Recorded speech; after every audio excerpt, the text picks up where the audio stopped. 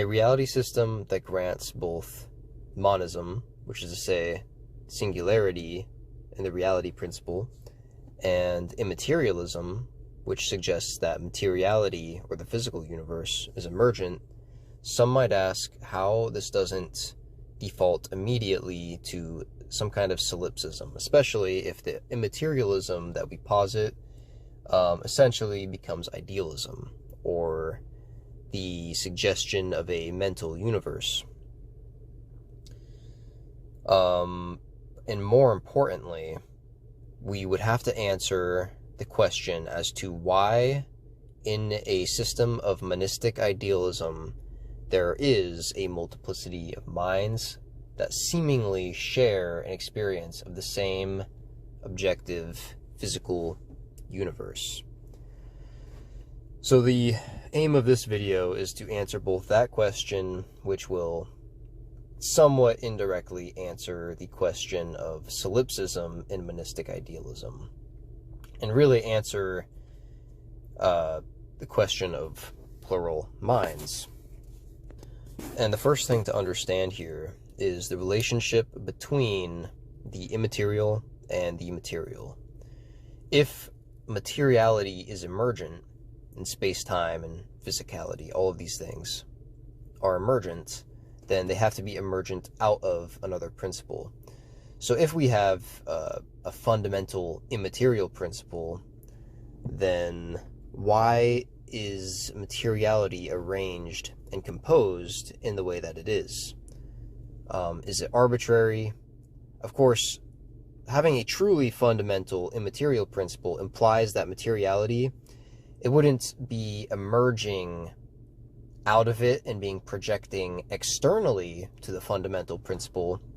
The real implication of emergence of anything is that it is contained by the principle that it's emerging out of. And a very good way to understand this is essentially looking at the emergent principle as needing to be explained in terms of the fundamental and internal thereto. Contained by and internal thereto. So materiality would have to be in some way internal to immaterial, the immaterial principle, whatsoever that principle is. We'll just go ahead and say it's mind. Materiality, matter, would have to be explained as internal to mind. So the composition or the arrangement of material reality would have to be explained somehow. Not the existence of materiality as whatever, but the specific composition and arrangement, the specific structure. This isn't a question of perfection or anything like that, and the order. It's a question of why it's arranged. Like, why is my car door to the left of me? Why is my hair brown? Why are my eyes blue?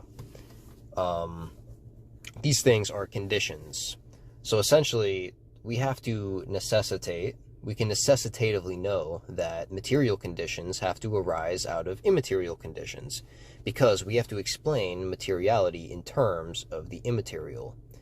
We have to explain the physical in terms of the metaphysical.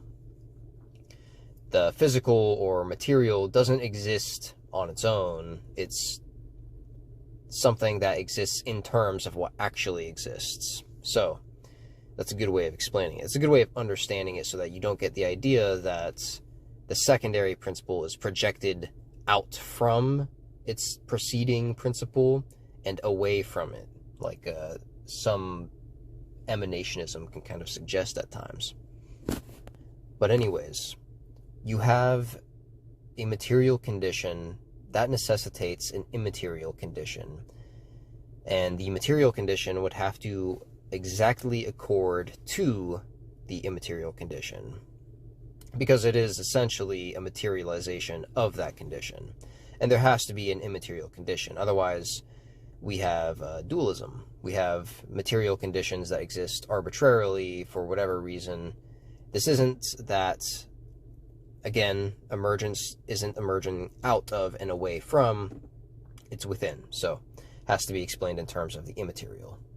Which is to say, which will kind of lead us to understanding that mind or the immaterial principle, the reality principle, would have to be a kind of metastructure in Chris Langan terms. Very good term. A metastructure is a structure that structures, or a structure that allows for other structures or contains other structures, or a structuring, a structure that structures structures, right? Now, we could understand mind as such a metastructure, because whatever structure it would contain and kind of allow for would be internal to mind. It would not change mind from mind into anything else. But we do have to understand that part of the essence of mind, the essential nature of mind, or the reality principle, is that it has the capacity to house these kind of phantasmal structures. And they're phantasmal in that they don't change principal reality. They don't change reality into something that isn't reality, for instance, and they don't change mind. If we're suggesting that mind is fundamental, it never changes mind into something that isn't mind. So, the structures then would be the immaterial conditions that mind has this intrinsic, essential capacity to develop. But again, the development isn't something that actually alters the metastructure. It's just that the metastructure naturally houses structures that don't affect it on a fundamental level. It would be like the laws of physics can operate in many ways, but it won't actually change the laws of physics. Not that that's a true statement, but just an analogy. So now we understand the immaterial conditions that will precede the material ones.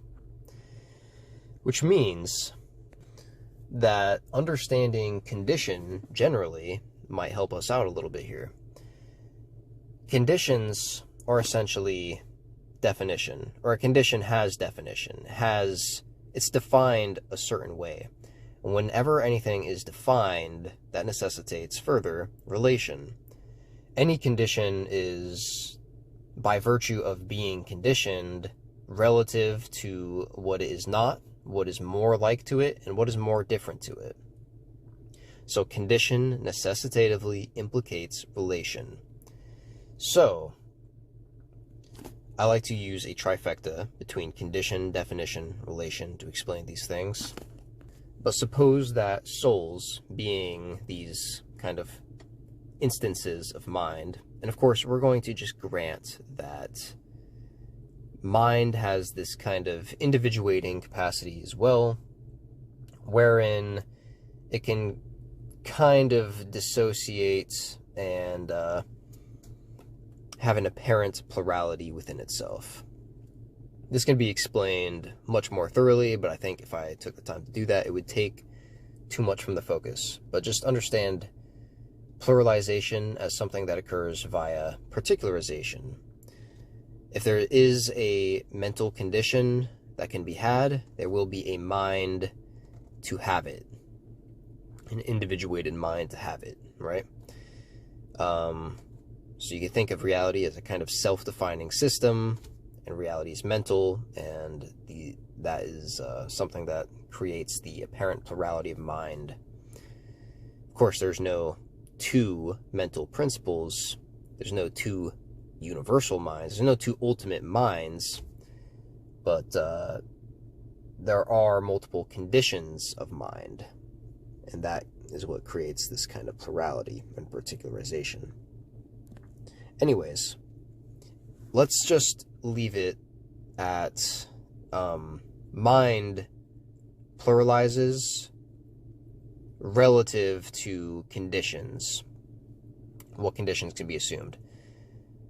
Think about the world you experience and the world everyone around you experiences, and the way that everyone around you is, and then the way you are.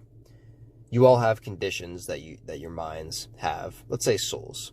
Your souls have conditions that are relative to one another. There are people that are more similar to you and people that are more different to you. And these soul conditions would essentially be your own immaterial conditions, and they have to fit in exactly, well, rather, The material conditions that you inhabit reflect exactly the conditions of your souls, regardless of what degree you're conscious of that condition or metacognizant of that condition. But suppose that most other human souls are very relative to your own. Probably most animal souls are very, very relative to your own. And of course, because this kind of relation is in fact relative in a different sense, people will seem very, very different, but we're close enough as far as soul conditions are concerned that we will experience the emergent property of this immaterial nature very similarly. Because the way our souls have come about and developed and conditioned themselves happens to be relative to all these other souls. And that is to say that the conditions of our souls are relative. The degree to which they are different is the degree to which we literally will experience objective reality differently. When conditions arise on the broadest metaphysical scale, it necessitates an extreme, a very thorough breadth. Not just a very thorough breadth, but a thoroughly filled breadth of conditions that are relative to one another. Because when a condition comes about, it basically begs, or the question arises, what could be more similar to this? So think of the widest scale of reality and its processing power. It would ask, essentially, what is the most relative to this? What if this relation to this condition existed? So you could see a very, very intricate system of relative conditions existing in symmetry with one another. So this essentially is why conditions, or this is why souls exist relative one another and have a shared experience of objective reality, because the conditions that define the souls are relative, literally, and objectivity or materiality or physicality, three synonyms essentially in this sense, is just the object of these conditions, is the self-objectification of the subjective condition. It is the emergence, well, really, if we want to get detailed, it's the soul's perception of its condition, which is rendered to it as an image, but that's unnecessary at the moment. It is the materialization of conditions. So if the conditions in the souls are relative to one another, of course, they will have a relative experience of objectivity, and they will experience the object of other souls in terms of materiality. You can experience other souls in terms of immateriality without just experiencing their object, but that's neither here nor there. So let's do a final recap. Materiality is emergent from an immaterial mental principle. This emergence is not out of or away from the immaterial, but rather internal thereto, an operation of the immaterial within itself. And this is explained by knowing that the materiality has to be explained in terms of immateriality, right?